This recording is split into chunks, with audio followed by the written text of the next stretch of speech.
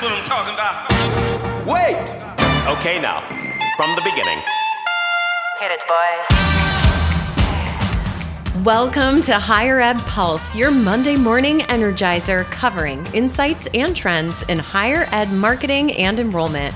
I'm Mallory Willsea, bringing over 15 years of ed tech and marketing expertise to your earbuds. And I'm Seth Odell, joining the Pulse with my own adventures from leading marketing at top universities to founding Kanahoma, one of the industry's fastest growing digital marketing agencies.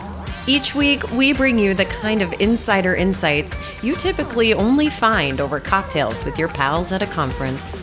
It's fast, it's fun, and it's designed for you, the busy higher ed professional. You're not just listening to another podcast.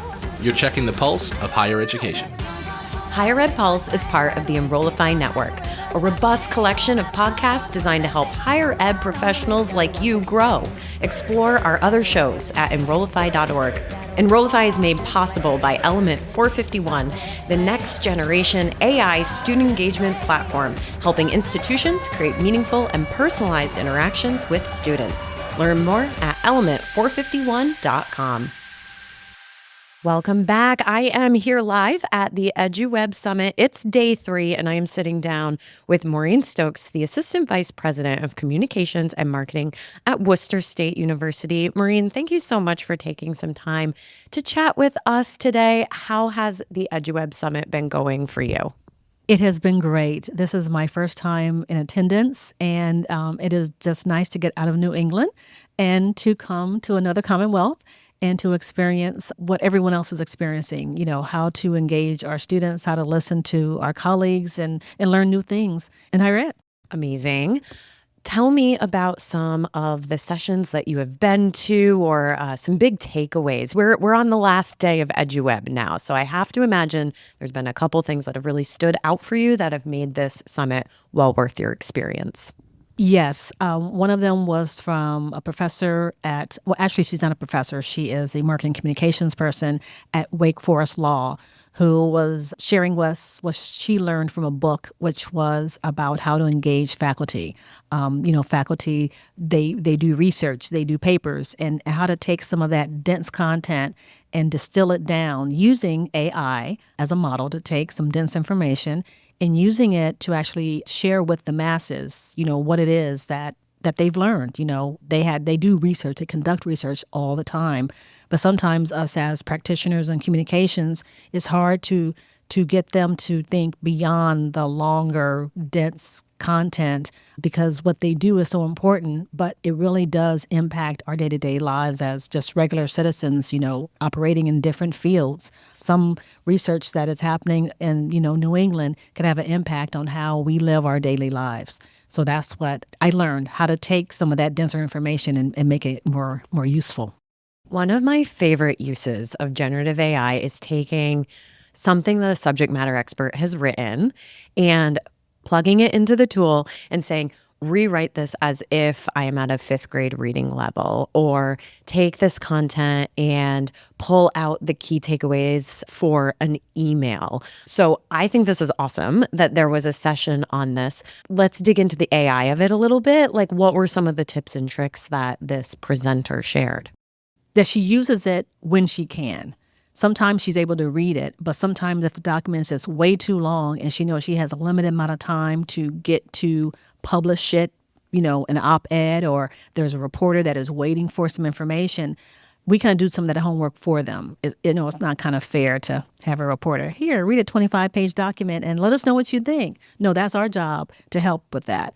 So she would put some of the information or a title, just make it more simplistic. And I hadn't thought of it that way. I've always thought of it like, here's a cheater's guide. I hate to say that, but I think that's the fear.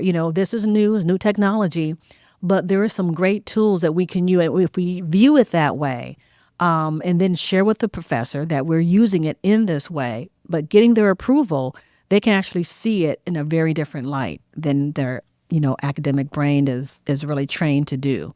All right, Maureen. So tell our listeners a little bit about your role specifically at Worcester State. I happen to know you're in the enrollment management division. So talk to us a little bit about what your role is, what you oversee, and some of your big goals. Sure.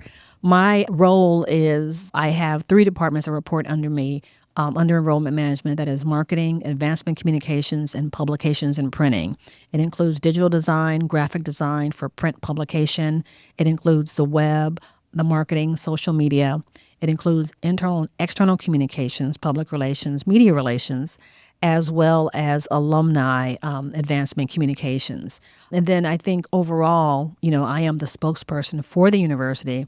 And that also includes, unfortunately, because this is the world we live in, crisis communications, how to manage a crisis when it happens on your campus, but also how to engage the internal campus community that we are aware of what's happening and that we are doing corrective steps to make things better on campus. Okay, so just a few responsibilities.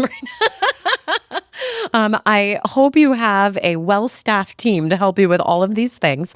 Now, I also happen to know you were here at eduWeb because you were presenting a session, The Art of Visual Storytelling, Developing a Student-Centered Content Strategy that Differentiates Your Institution's Brand. There's a lot going on in that title. So let's dig in a bit.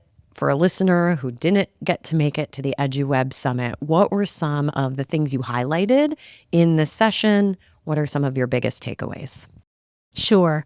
Well, the biggest one is using the student voice to tell the story of the institution. Every institution has a mission. They have strategic plans. They have objectives and goals to reach for enrollment. But it shouldn't be from the administration and the faculty telling the students how wonderful it is. It is getting those students who have been on the campus for a year or 2 or 3 to talk about how great the campus is. And from their perspective, they're actually selling the institution to the next generation of students who are going to be coming to the campus. And doing that in an authentic way without it being scripted. If this was a real world meeting, Worcester State University, what is it like in the day of a life of a student who is a science or STEM major, who is a criminal justice major or a business major, a theater, visual, and performing arts major. And then what is it like to live in, because we are a college town, there are several other universities around us. And what is it like to live in Worcester? What would my life be like if I was there for a semester or for a year or for 2 years or 4? One of my biggest takeaways yesterday from the student panel was how much these high school students are clamoring for exactly that type of content and how critical it is in their decision making. A couple of the students articulated that, once they kind of landed on the schools that they knew they were going to apply to, so right, it checked the boxes from the program standpoint, their attention really turned towards that day in the life of this institution or this type of program. And that became the deciding factor for them because they wanted to see the culture. They wanted to see the student body. And one student, really highlighted of the 4 schools I got accepted at, they were completely different campus experiences. And I had to go figure out the one that was best for me. And she mentioned that she used TikTok primarily to do that. So I have to ask, at Worcester State, how are you thinking about that type of content on social media to ensure that it's real and authentic, but still communicating the messages you want to make sure get across? Yes. So we went through a rebranding and re-video platform and visual assets with our website, and now we're into year 2. But when we did the whole video production, when we did this, we actually used some of those pieces and repurposed them on our social media channels. And then this year, because we had about a year's worth of content, we were able to have our social media coordinator to actually have students to go out with video cameras and actually produce videos themselves. So, we took the best of what we had and said, here's an example. Make it work, but make it your own voice. And students came back with a lot of great content. It's amazing what students will say once you give them the freedom to just be themselves. And I think we're in the era where students want to be heard and they want to be able to tell how they feel about their campus and the pride that they have in their campus. So it was great. And so the student panel actually gave us a preview of what our session was all about. So I was ecstatic when I heard that. And I actually mentioned that if they saw the panel, hey, we were being authentic. And we actually showed about 6 clips during our session to give people an idea of what it was that differentiated our brand, our university, from all the other ones that are in Worcester. Maureen, sounds like that was an incredible session, and I personally am sorry to have missed it. But, to close out here, I'd like to circle back to AI for a moment. Our listeners know I'm very pro AI, and as I've been listening to you talk about the many different units and responsibilities that fall under you at Worcester State, it strikes me that artificial intelligence is probably an opportunity to boost the productivity of your team to support things like your visual storytelling, your website redesign, et cetera. So let us know, where has AI been integrated and how's it going? Our journey is just beginning in AI. This session and this summit has really given me a great eye opener to where the possibilities could be, to embrace it. Because every session that I attended talked about and touched on AI. And then I was actually in a session where there was a few people there, but next door to us, and we shared a wall, we can hear the ruckus and the conversation going on about AI, because that's where we're going. And even in communications and marketing, we have tried and tested materials and things that we do, but this is the emerging new era that we're going into, and we need to embrace it. And I think, if anything, it gives us a chance to be far more creative. And sometimes when we're not really thinking beyond just what we typically do, this can give us an idea of where we can go. And then once the idea is there, with the assistance of AI, we can see beyond the horizon and go on to greatness. It's hard to see beyond the horizon sometimes, though. Just a couple weeks ago, we hosted our Engage Summit in Raleigh, and Jeff Salingo was our closing keynote.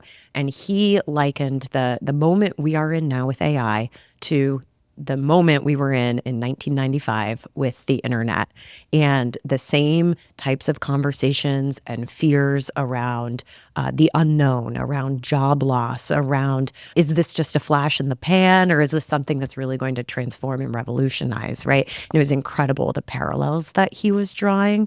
I truly believe that AI is going to transform our work, and that it will not cause job loss. It'll create jobs, and the people who learn AI will probably cause job loss to those who don't. So I love that you are embracing the experimentation of it. As you go back to Massachusetts later this week, what is something that you might challenge your team to do or to try as you encourage them to wrap their arms around this new technology? To not be fearful of the unknown, but to step into the realm of possibility of where it can aid them in how they grow with the university and beyond. Maureen, it's been just a delight to chat with you this morning. I know the summit is wrapping up soon. In fact, Artist Kadu, our co-host of Generation AI, is about to give his closing keynote on artificial intelligence. So I know I'm going to be scooting right up to that session when we wrap. But as we close this out, Maureen, any parting thoughts for our listeners? With the demographic cliff that we keep hearing about that is coming, I think what is going to help us is using AI to help see beyond the fear of what we are being told is coming. But with everything that we know is coming, there's always going to be something that's going to trip up and get in our way. It's like a little pebble. When you're walking and you're running, you guys jump over it or see it so far in a distance that you can anticipate strategically where you need to move and where you need to go so that you can overcome that obstacle that is in front of you. Well, that's the mic drop moment right there, friends. Thank you all for listening to this episode, and we'll catch you next time. Bye-bye.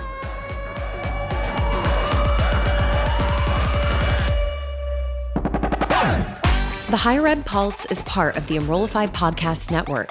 If you like this podcast, chances are you'll like other Enrollify shows too. Our podcast network is growing by the month, and we've got a plethora of marketing, enrollment, and higher ed technology shows that are jam-packed with stories, ideas, and frameworks, all designed to empower you to be a better higher ed professional. Our show helps higher ed marketers and admission pros find their next big idea and features a selection of the industry's best as your hosts. Learn from Brian Gross, Eddie Francis, Jenny Lee Fowler, and so many of your favorite leaders in higher ed. Enrollify is made possible by Element 451, the next generation AI student engagement platform, helping institutions create meaningful and personalized interactions with students.